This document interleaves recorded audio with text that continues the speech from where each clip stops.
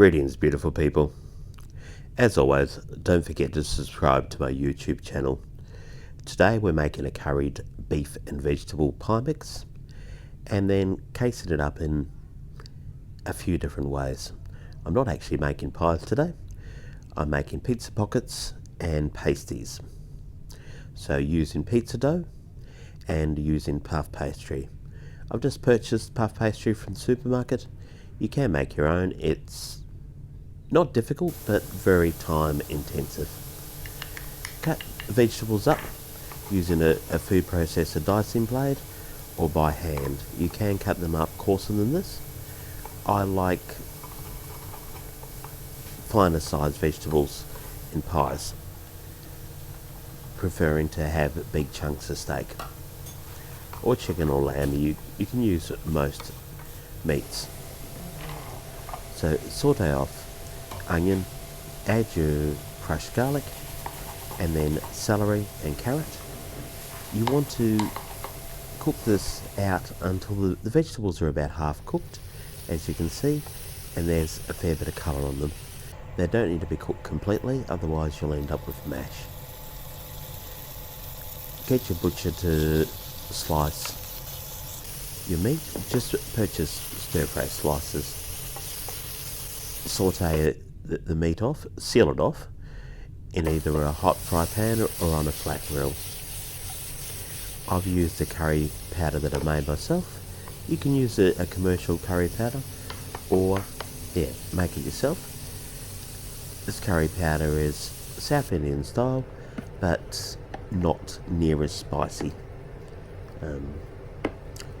Rich in cumin, coriander, cassia and cardamom. So there's a little bit of bite from the cardamom, but a lovely fragrance. Mix your vegetables and steak together. Pour in some vegetable stock or beef stock. Cover it with foil, bake it in the oven for 2.5 hours.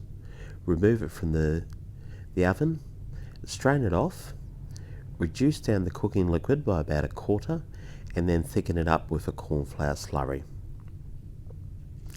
Doesn't look attractive, but trust me, it tastes amazing. Just reducing it down concentrates the flavour, and that cooking liquor has all the flavour from the steak, the curry powder and the vegetables. It's just amazing. Here's a few examples of what I made. Roll out pizza dough, put the steak mix inside, fold it into a rectangle. Now I brush the pizza dough with water to help it seal together, and then I've just brushed the top with oil and sprinkled on some sesame seeds. You can use egg wash. Egg wash can leave unsightly smears if you don't mix it correctly and spread it out nicely. So oil is easier. Make sure when you're making a large pasty that you cut steam holes in the top. When you're cooking puff pastry, triangles, pasties, make sure you cook them on a wire rack. That helps crisp up the bottom. Otherwise, you have to turn them over midway through the cooking and you still may end up with damp pieces. Look at how moist and tender that is and how flexible the pizza dough is. These can be eaten cold the following day, perfect for lunch boxes, and the pizza dough ones reheat in a microwave. Okay. Not magnificently, but okay.